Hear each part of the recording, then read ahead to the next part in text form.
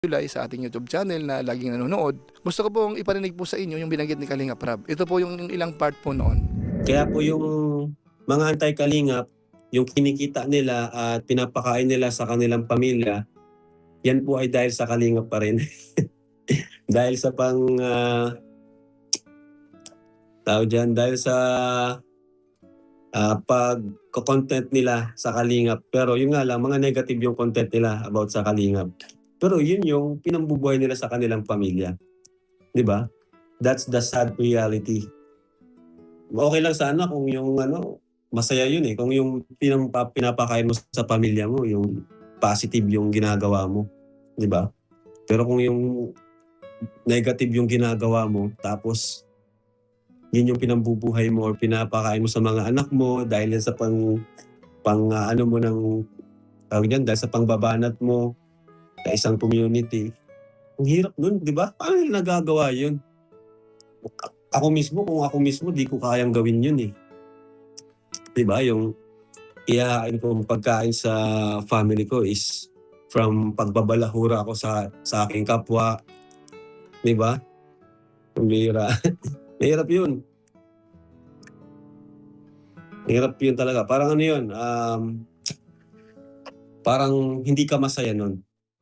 Aminin naman o hindi, alam ko yung iba nakukunwari lang masaya, pero hindi sila masaya.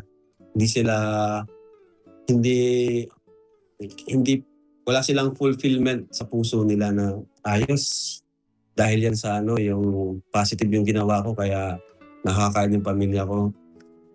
Opposite yun.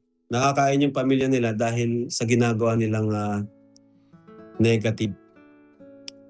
Diba? That's the sad reality. Aminin man nila o sa hindi, pero totoo yun. At hindi na yun mawawala sa kanila. Maliban na lang kung magbago sila ng content. Diba? Ang anti-kalingap is kalingap pa rin po yan. Yun nga lang, negative. So ayun mga kabayan po natin. Yan po si Kalingap Rab. So kumbaga si Kalingap Rab po dito, nagre-real talk lang po. At kita-kita po natin na hindi niya po gusto yung mga nangyayari. Yung ginagamit ang Kalingap. Kahit wala ka na sa Kalingap, tapos yan ang content. Kasi puro views naman po talaga yun. Alam nating lahat yun. Hindi na po yun maikakaila po sa community po natin na marami na pong umalis sa Kalingap. Yung iba naman, bago lang, kailan lang umayaw. Pero sa totoong usapan ho, ang content po nila ay Kalingap pa rin. Kaya siguro ho, kung ang gusto po ng lahat ay kapayapaan, medyo mag-a-adjust tayo ng konti. Base po sa binanggit ni Kalingap Rab, medyo babaguhin natin ng konti. Hindi man po 100%. Pero medyo kakambyo tayo ng konti. Mga kabayan natin, kung sakasakaling tinatablan pa po tayo. Pero kung hindi naman, garapalan, ay sa malamang tuloy-tuloy po yan mga kabayan natin. Pero ang sa akin po, paminsan-minsan ho, mag-iingat tayo.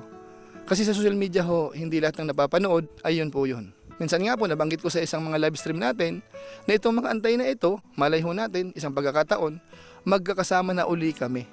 Ganun po sa social media mga kabayan po natin. Ang kailangan natin dito, flexible po tayo. Minsan sinisiraan ka, pero paglipas ng ilang panahon, kayo po ay magkakaibigan na po uli. At ang mabigat po dyan, minsan prank lang po yung iba. Minsan lang nauuwi sa seryosohan kapag lumalalim yung konting hidwaan. Pero ang totoo noon, may konting pagka-prank po yung iba. Mga kabayan, kaya sa social media ho, dapat lagi tayong maingat. Laging ilagay po natin ang sarili po natin doon sa tama. Kung ito man po ay may halong prank or seryoso, dapat yung lagay nyo po ay nasa ayos. Kaya kung paminsan-minsan po si Kuya July po ay sumasagot, isipin po natin, yun po ay sa kapakanan ng mga viewers natin na hindi ho makasakay. At saka doon po sa sobrang nasasaktan. Mas nasasaktan po sila kaysa po sa atin. Kaya paminsan-minsan po sumasagot po tayo. Pero wag po kayo mag-alala kasi hindi po yan araw-araw, ganyan ang topic natin, ganyan ang sagot natin. Yun po ay pagliliwanag lang para maprotektahan naman po yung mga nanonood na mga inosente po, mga nagmamahal sa atin na minsan Kuya July ganito, ganyan. So nagpapaliwanag po tayo. Pero mula po sa kalooban ho natin, wala tayong intensyon po sa lahat na talagang banatan natin, siraan natin, ipahiya natin, wala.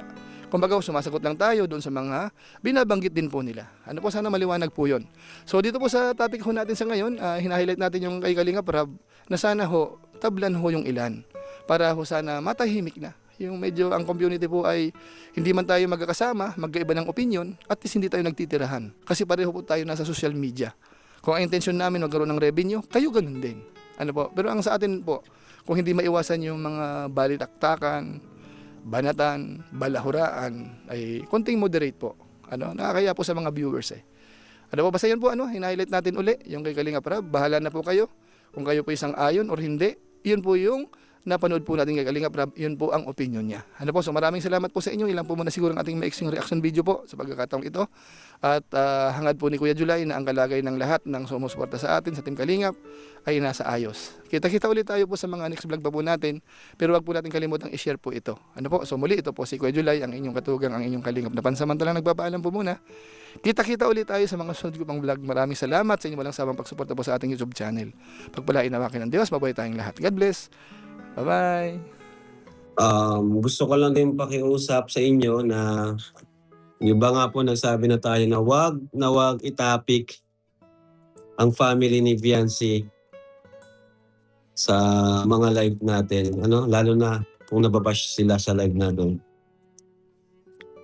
Please lang po, paulit-ulit na lang po tayong nakikiusap pero paulit-ulit rin po na hindi sumusunod. Kaya pakiusap lang po. Huwag po nating itapik ang family ni Viancy. Ako lang po ang magtatapik sa kanila. Ako lang magla-live. Ako lang magvo-vlog sa kanila. Kasi nandito tayo para magprotekta sa ating beneficiaries, hindi para ipalapa sila sa mga bashers. And about naman sa pag-vlog nila kay na Viancy, desisyon naman po nila Viancy yun. Wala po tayong magagawa. Desisyon nila yun kung gusto nila magpa-vlog doon or ano man. Desisyon po nila yun.